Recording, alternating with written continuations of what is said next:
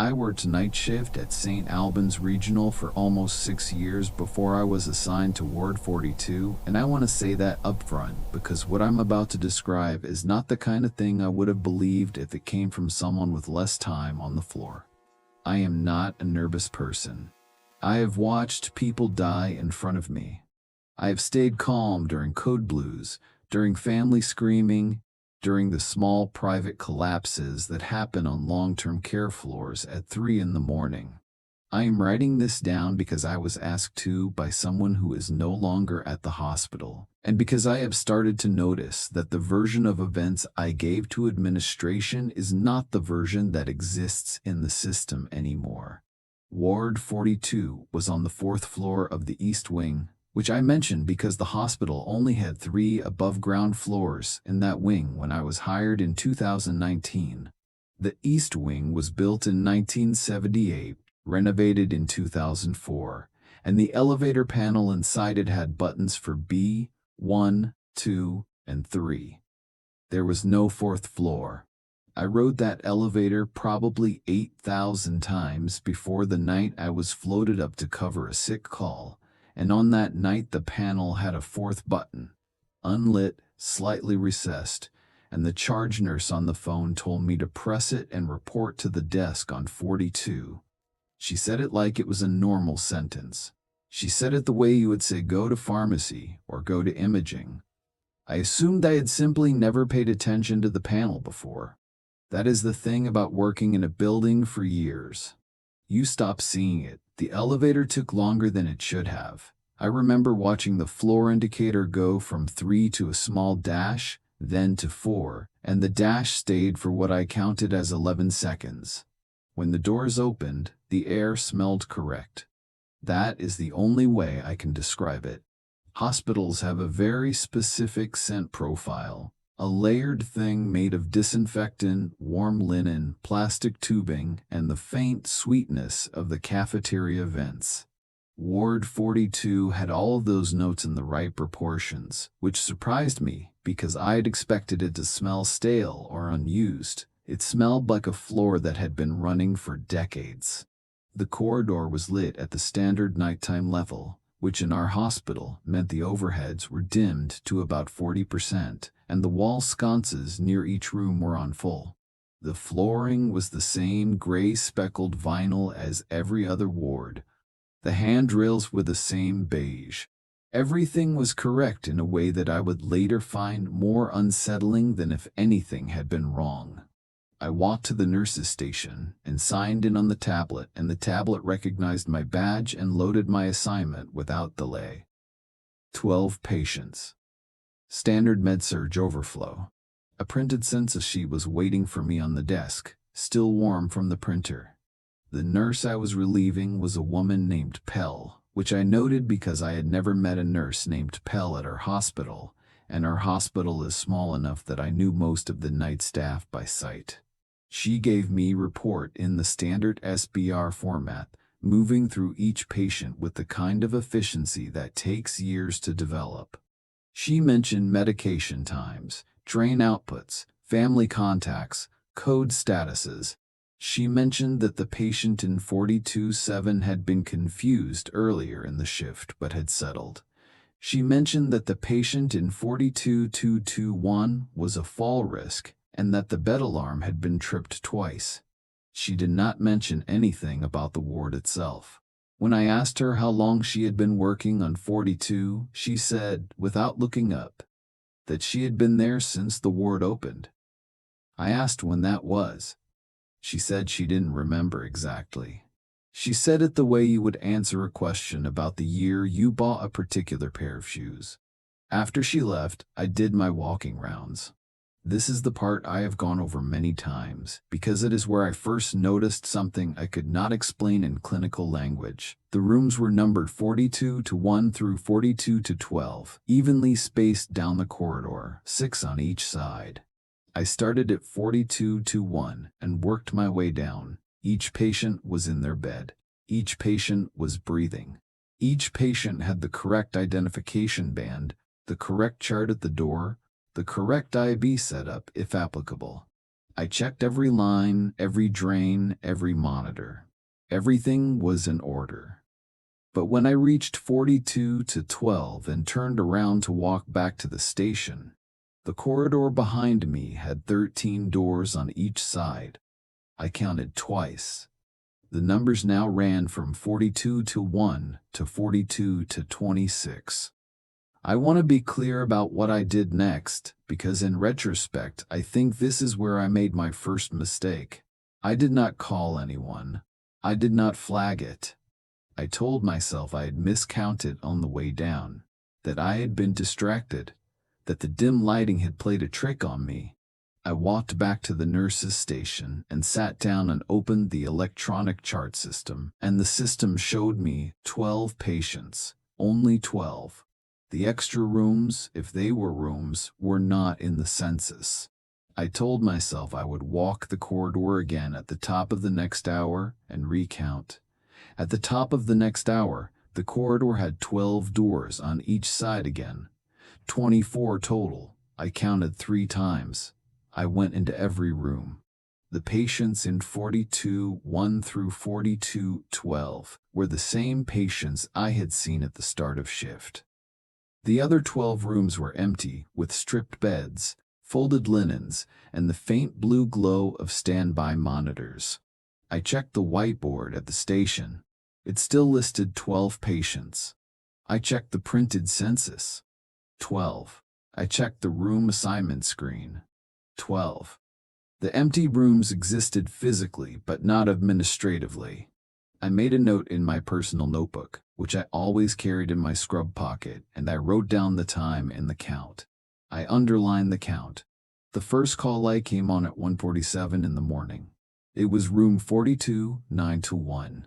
The patient was a man in his late 70s, post-op day 2 from a hip replacement, alert and oriented per the report I had received. When I walked into his room, he was sitting up in bed, looking at the ceiling. He asked me, without turning his head, whether the night nurse had already been in. I told him I was the night nurse. He said, "No, the other one." I asked him what he meant. He said a woman had been in earlier, standing at the foot of his bed, writing in a small notebook. He said she had not spoken to him. He said she had been wearing the same uniform I was wearing. I asked him what time this had been.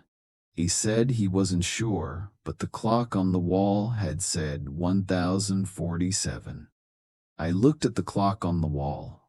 It said 1047. I checked his vitals. They were normal. I asked him if he was in any pain. He said no. I asked him if he wanted anything for sleep. He said no. He kept looking at the ceiling. As I was leaving, he said quietly that the woman had written down something he had said in his sleep. I asked him how he knew that, if he had been asleep. He said because she had read it back to him, and it was something he had only ever said to his wife, who had died in 1994. I went back to the station. I opened his chart. The most recent nursing note was from Pell, the nurse I had relieved, time-stamped at 11:42 p.m., 3 hours before I started my shift. The note was clinical and unremarkable. There was no later note. I had not yet charted on him. I checked the audit trail. The audit trail showed one additional access to his chart at 1:46 a.m., 1 minute before he had pressed the call light. The access was logged under my username. I had not opened his chart at 1:46. I had been at the station, drinking coffee, looking at the corridor. I want to explain something about hospital charting systems for anyone who has not used one. Every action is logged.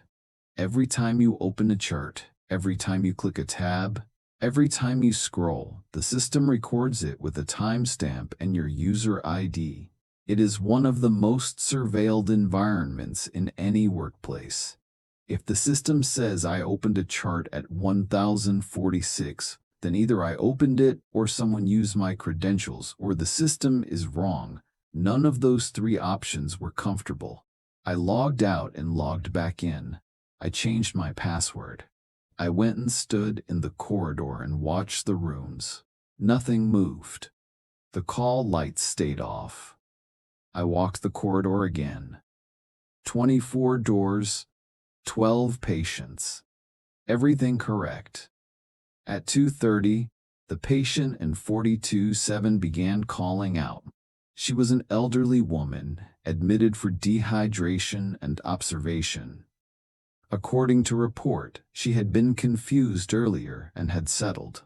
When I went into her room, she was sitting up, gripping the bed rail, and she asked me where her daughter was. I told her her daughter was at home. She said, no, her daughter had been there a moment ago, sitting in the chair by the window. She pointed at the chair. The chair was empty. I asked her what her daughter looked like. She described a woman in her 40s with short dark hair, wearing a green coat. I checked the visitor log. There had been no visitors to Ward 42 that night. I checked the contact information in her chart. Her listed emergency contact was a son in another state. There was no daughter listed. I asked her when she had last seen her daughter. She said, before she came in here. I asked her when she had come in here. She said she didn't remember. I gave her water. I sat with her for a few minutes. She kept looking at the empty chair. As I was leaving, she asked me, in a very lucid voice, whether the hospital had moved her. I asked her what she meant. She said the room she had been in earlier had a window facing east. The room she was in now had a window facing west. She said she had watched the sun go down through the wrong window. I looked at the window. It was dark. I could not tell what direction it faced. I checked her admission record. The record said she had been in 42-7 since the day before. There was no record of a transfer. I walked back to the station. I opened my notebook. I wrote down what she had said. I underlined the part about the window. Then I sat there for a long time, listening to the corridor. At 3:15, the printer at the nurse's station produced a single page. I had not sent anything to print.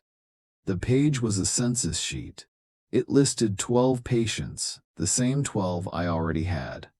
But the printed timestamp at the top of the page said 3015 a.m. and the room numbers were not 4221 through 4212. They were 42214 through 42215. The patient names were the same, the diagnoses were the same. The medication lists were the same, only the room numbers had shifted. I stood up and walked the corridor. The room numbers on the doors were now 42-114 through 4225 on the occupied side. The empty rooms were 42-1 through 4212 and 4226. The patients had not moved.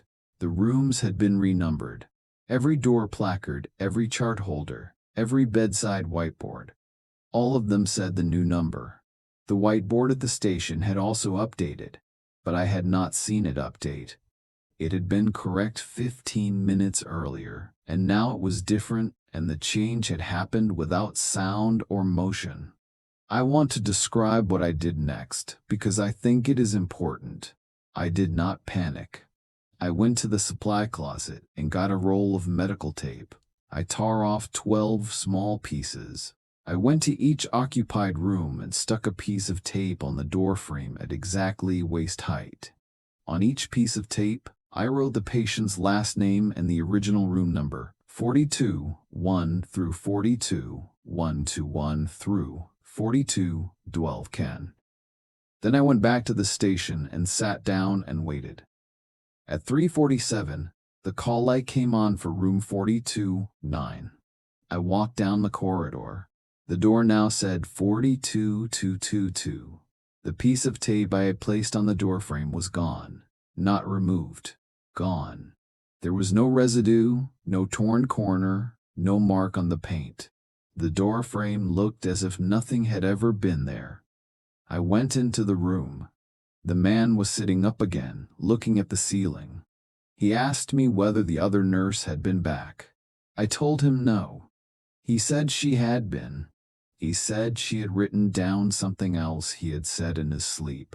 I asked him what. He said she had written down the name of a man he had killed in Korea in 1952. He said he had never told anyone that name, not his wife, not his priest, not his children. He said the woman had read the name back to him and asked him if it was spelled correctly. I asked him what he had told her. He said he had told her yes. I checked his vitals. They were normal. I checked the chart.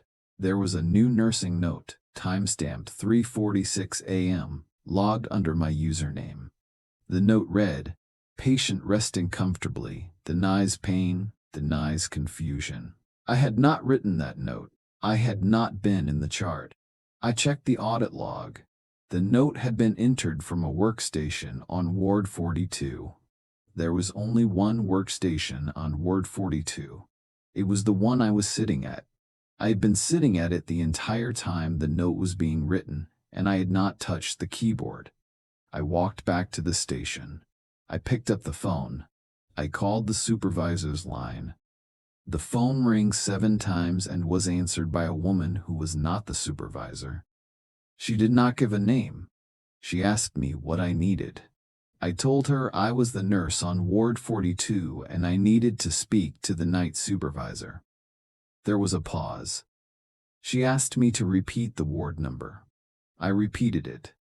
There was another pause. She said she would have someone call me back. She hung up. No one called back. I tried the supervisor's line again at 40:00. It rang and rang. No one picked up. I tried the operator. The operator picked up immediately and asked me what extension I was calling from. I told her. She said that extension was not in the directory. I told her it had to be. I was sitting at it. I was using it. She said the directory listed extensions for every active ward, and there was no extension matching the one I was calling from. I asked her what wards were active on the 4th floor of the East Wing. She said the East Wing did not have a 4th floor. I want to mention here that I did not argue with her. I did not insist. I have worked in hospitals long enough to know that arguing with the operator at 4 in the morning is not productive. I thanked her and hung up. I sat at the station and looked at the corridor. The corridor looked normal. The lights were at 40%. The wall sconces were on full. The flooring was gray speckled vinyl. Everything was correct in a way that was beginning to make my hands feel cold. At 40:12, the elevator at the end of the corridor dinged. I had not heard anyone press the call button. The doors opened. No one stepped out. The door stayed open for what I counted as 22 seconds and then closed. The floor indicator above the doors did not change. It stayed on 4. I watched it for a long time. It did not move. I went back to my rounds. I checked every patient. Each one was in their bed. Each one was breathing.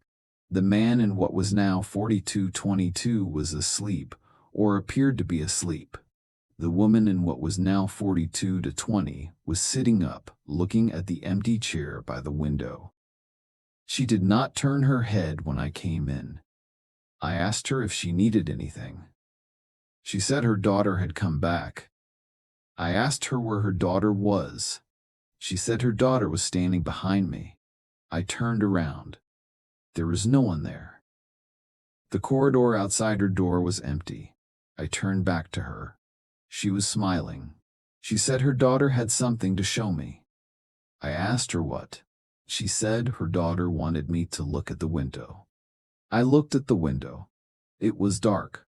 I could see my own reflection faintly in the glass. The reflection was holding a small notebook. I was not holding a notebook. My notebook was in my scrub pocket. I checked. It was there. The reflection was still holding one. I stepped to the side. The reflection stepped to the side. The notebook stayed in the reflection's hands. I stepped back. The reflection followed. The notebook remained. I left the room. I walked back to the station. I sat down. I opened my own notebook. I wrote down what I had seen. I underlined nothing this time. I just wrote it down, and then I closed the notebook and put it back in my pocket. My hands were steady. I want to note that. My hands were steady the entire time. At 4:38, the printer produced another page. This one was a discharge summary. The patient name was mine. The discharge diagnosis was listed as observation resolved. The admission date was the date of my hire, 6 years earlier. The discharge date was the current date. The attending physician was listed as Dr. M. Pell. The room was listed as 4213. There was no room 4213 on the corridor. There had never been a room 4213. I had counted multiple times. The numbering skipped from 12 to 14 in both the original and the renumbered configuration. I folded the discharge summary and put it in my pocket with the notebook. I did not know what else to do with it. I checked my badge. My badge was clipped to my scrub top, where it had been the entire shift. I checked the tablet. The tablet still showed me as the assigned nurse for Ward 42. I checked the time clock. The time clock showed me as clocked in, scheduled until 7 a.m. Everything was correct. Every system said I was working. One system said I had just been discharged from a room that did not exist. At 5002, I heard footsteps in the corridor. I looked up. There was a woman walking down the hallway, away from the station toward the far end. She was wearing the same uniform I was wearing. Her hair was the same length and color as mine. She was holding a small notebook. She did not turn around. She walked at a normal pace, the kind of pace a nurse uses on rounds. She stopped at the door of what was now 4222. She opened the door without knocking. She went inside. The door closed behind her. I stood up. I want to be honest about this. I stood up and then I sat back down. I did not go after her. I did not call out. I sat at the station and watched the door. The door did not open again. After about 4 minutes, the call light for that room came on. I picked up the phone instead of going. I dialed the room. The man answered on the second ring. His voice was calm. He said the other nurse had come back. He said she had told him that his discharge was being processed. He said she had told him that he would be moved to a different room before the end of the shift. He said she had asked him if he had any final questions. I asked him what he had said. He said he had told her no. He said he was tired. He said he was ready. I asked him if the other nurse was still in the room. He said no, she had left. I asked him when. He said a moment ago. I asked him through which door. He said through the door behind the bed. I told him there was no door behind the bed. He said yes, there was. He said it had always been there. He said he had been looking at it the whole time. I told him I was coming to check on him. He said that was fine. He hung up. I walked down the corridor. I opened the door to his room. He was lying in bed, eyes closed, breathing slowly. The wall behind his bed was solid. There was no door. There had never been a door. The wall was painted the same beige as every other wall on the ward. The baseboard ran cleanly along the floor. The light switch was in its standard location. I checked his vitals from the monitor at the bedside. They were within normal limits. I stood there for a long time looking at the wall. When I came out of the room, the corridor had changed again. The doors were now numbered 42 to 27 through 42 to 50 on the occupied side. The empty rooms were 42 to 1 through 42 to 26 and 42 to 51. The numbering had expanded again. I walked to the station. The whiteboard had updated. The tablet had updated. The printed census from earlier was still on the desk, with the old numbers, but when I picked it up, the ink looked faded, as if it had been sitting in a drawer for years. The paper itself felt thinner. I held it up to the light. The watermark was different. Our hospital used a specific watermarked paper for all printed records. The paper in my hand had a different watermark, an older one, from a vendor we had stopped using in 2011. I sat down. I opened the chart system. I searched for my own name in the employee directory. The system returned one result: my name, my employee ID, my hire date, my hire date, my hire date, my current assignment, Ward 42, permanent. I had never been permanently assigned to Ward 42. I had been floated up for a single sick call. I scrolled down. The assignment history showed me on Ward 42 for the past 6 years. Every shift, every night. There were no other assignments. There was no record of the ward I had actually worked on, the medical surgical floor on the 3rd level of the West Wing, where I had spent most of my career. I logged into my email. The most recent message was from HR, dated 3 weeks earlier. The subject line was, Permanent Assignment Confirmation, Ward 42. I had no memory of the message. I opened it. The body of the email confirmed my acceptance of a permanent night position on Ward 42, signed by an HR coordinator whose name I did not recognize. The email had been sent to my work address. The reply chain showed a response from me, dated the next day, thanking the coordinator and confirming my start date. The response had been sent from my account. The writing style was mine. The signature block was mine. I did not remember writing it. I scrolled further back. There were 6 years of emails referencing Ward 42, schedule confirmations, annual reviews, holiday rotations, continuing education credits specific to long-term observation nursing, which is not a specialty I have. The emails were addressed to me. They referenced patients by name. Some of those names matched the patients currently on the ward. Others did not. I searched for one of the unfamiliar names. The search returned hundreds of results going back years. Care plans, incident reports, family communication logs, all written by me, all signed by me, none of which I remembered. I closed the email. I sat at the station. The corridor was quiet. The lights were at 40%. The wall sconces were on full. Everything was correct. At 5:47, the elevator dinged again. The doors opened. A woman stepped out. She was wearing scrubs. She was carrying a coffee. She walked toward the station with the easy, unhurried pace of someone arriving for a shift. When she got close enough, I recognized her. It was Pell, the nurse I had relieved at the start of the shift. She smiled at me. She said good morning. She said she was here for the day shift handoff. I looked at the clock. It was 5:48. Day shift did not start until 7. I told her she was early. She said she was always early. She said she liked to walk the ward before report. I want to describe what happened next very carefully, because it is the part I am least sure about. Pell walked the corridor. She walked it slowly, looking at each door, touching the frames lightly with her fingertips. She did not enter any rooms. She returned to the station. She put down her coffee. She asked me how the shift had been. I told her it had been quiet. She nodded. She said it usually was.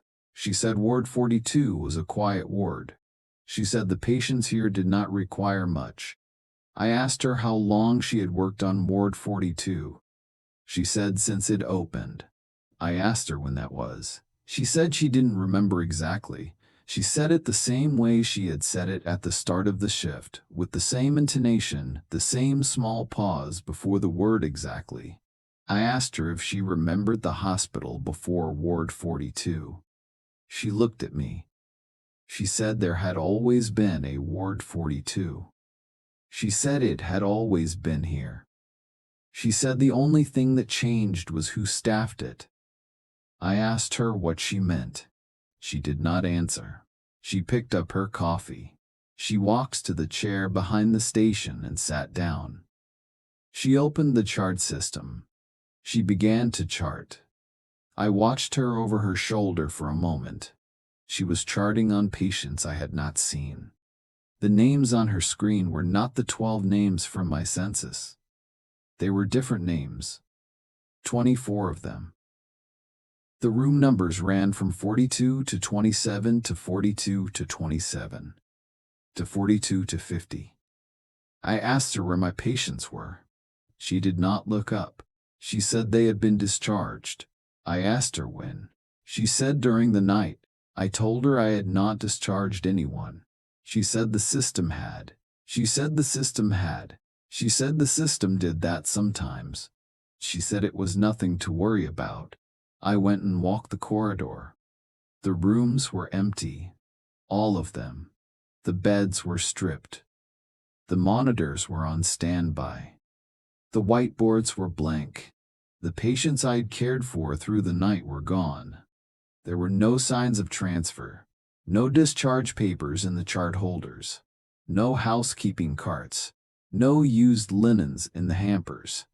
The rooms looked as if they had been empty for a long time. The faint smell of disinfectant was older, settled, the kind of smell that builds up in a room that has not been used in months. I went back to the station. Pell was still charting. I asked her, quietly, what happened to the patients. She looked up at me. Her expression was kind. She said the patients were fine. She said they always were. She said the ward took care of them. I asked her what that meant. She said I would understand soon. She said it the way you tell something to a new hire on their first night, when you know they are not going to believe you yet, but you also know they will, eventually. I told her I needed to use the bathroom. I left the station. I walked to the elevator. I pressed the call button. The doors opened immediately. I stepped inside. I pressed the button for the lobby. The button did not light up. I pressed it again. Nothing. I pressed the button for the third floor. Nothing.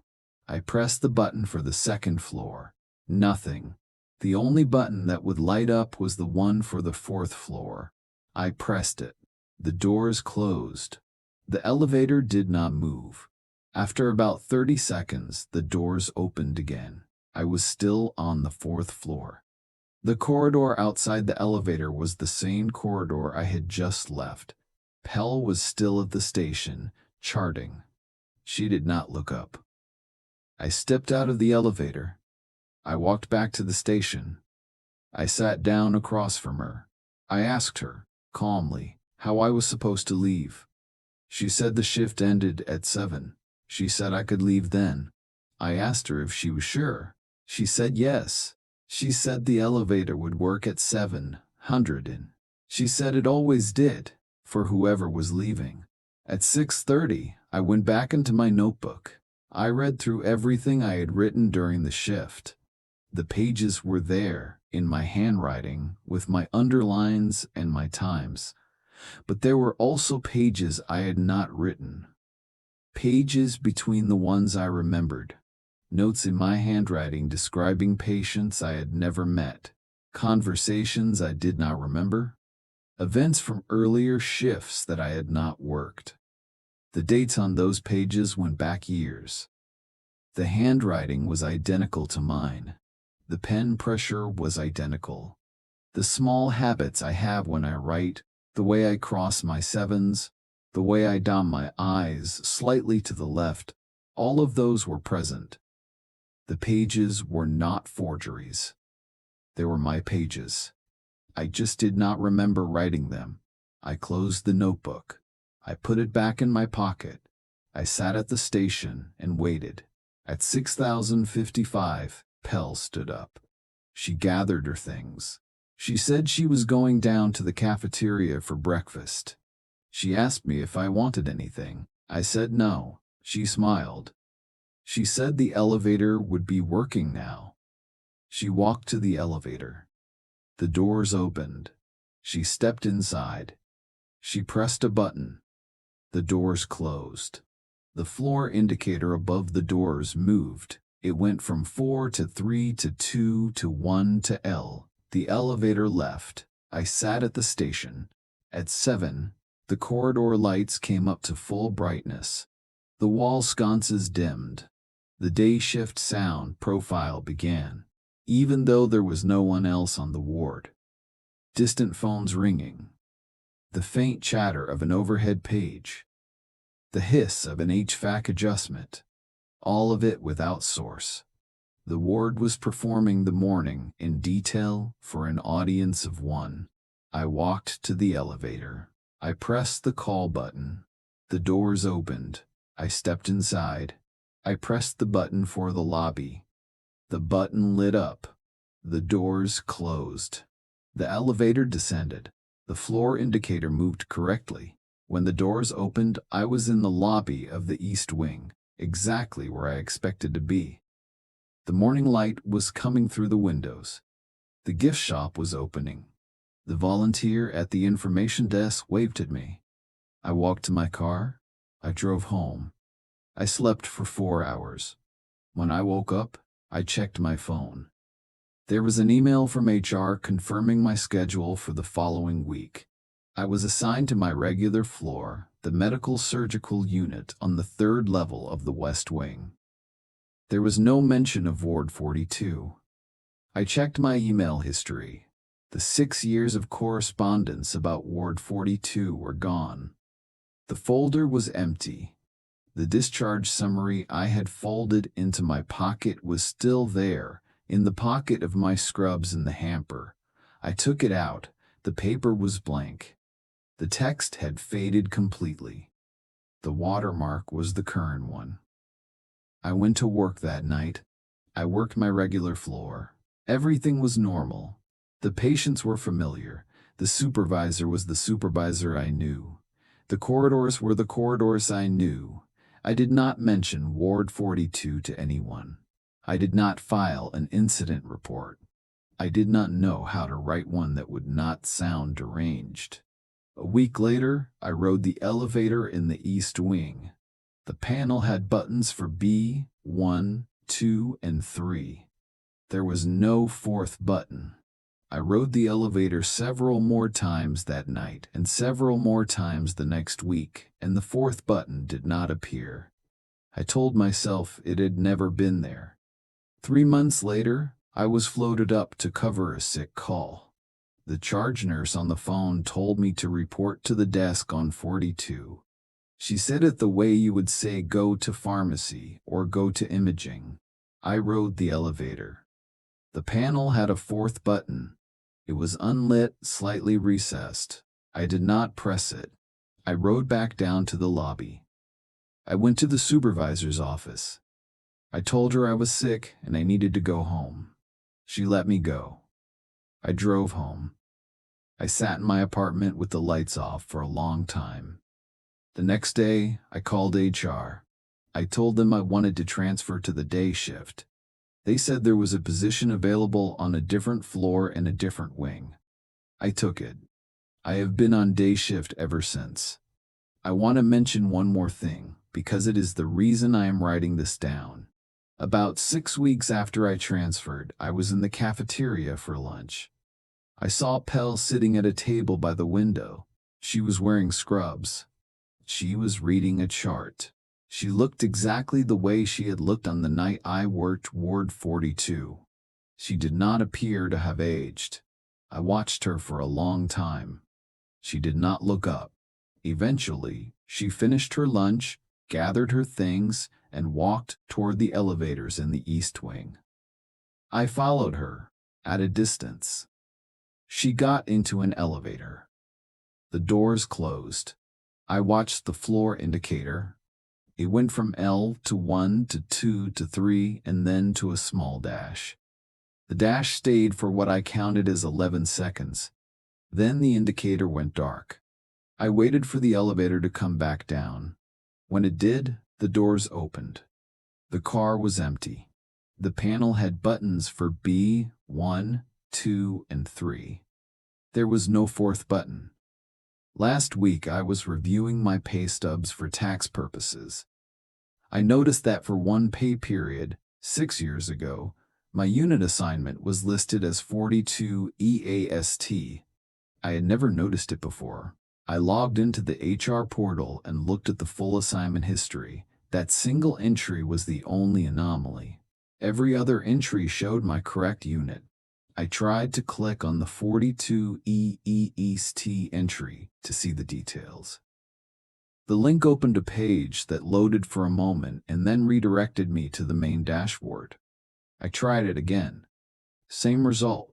I tried it from a different computer. Same result. The entry is still there. It is visible. It cannot be opened. I have stopped trying. I want to be clear about what I am and am not claiming. I am not claiming that Ward 42 is haunted. I am not claiming that Ward 42 is haunted. I am not claiming that anything supernatural occurred.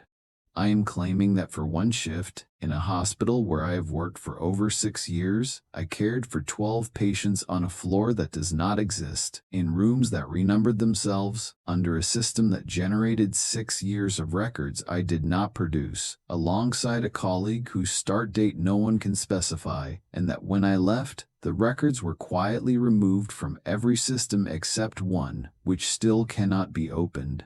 I do not know what Ward 42 is for. I have a suspicion, but I do not want to put it in writing, because I am aware that writing things down on Ward 42 had consequences I did not understand at the time. The man in 42-9 or 42-22 told me that the other nurse wrote down something he said in his sleep, and that she read it back to him, and that he confirmed it. I think about that often. I think about what it means to be asked to confirm something. I think about the patients whose names I did not recognize, but whose care plans were signed by me in my own handwriting, going back years. I think about the discharge summary with my name on it and the room number that did not exist, and the attending physician whose name I had heard once from a woman who said she had been there since the ward opened.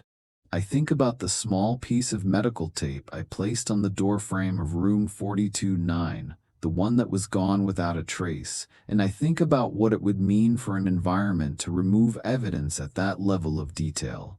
Not just to move it, not just to hide it, to unwrite it. I have one last thing to mention. 2 nights ago, I was charting at the end of my shift on my regular floor. I opened a patient's record to add a final note. The audit trail was visible at the bottom of the screen. I scrolled through it out of habit. There was an entry from 1:46 a.m. 2 weeks earlier showing that the chart had been accessed by a user whose ID I did not recognize. The user's name field was blank. The location field said 42 EAST. The action was listed as observation, no modifications. I did not modify the chart. I did not report the entry. I closed the record and finished my shift and went home. The patient is fine. The patient does not remember anything unusual. I checked. I am writing this down because I was asked to, and because I have started to notice that the patients I cared for that night, the original 12 from 42-1 through 42-112, sometimes appear in our hospital's general records, on other floors under other admissions, with different diagnoses and different attending physicians and different room numbers. They are alive. They are receiving care. None of them remember Ward 42. I have spoken to 2 of them, casually, while passing through their rooms on errands. They did not recognize me. One of them, the man who told me about Korea, looked at me for a long moment and then said I reminded him of someone. He could not remember who. He apologized. He said his memory was not what it used to be. He said it had not been since his last hospital stay. I asked him when that had been. He said he wasn't sure, but it had been a quiet ward, and the nurse had been very kind, and she had written things down for him in a small notebook so he would not forget. I asked him if he still had the notebook. He said no. He said the nurse had taken it with her at the end. I left his room. I went to the staff bathroom. I checked my scrub pocket. My notebook was there. I opened it.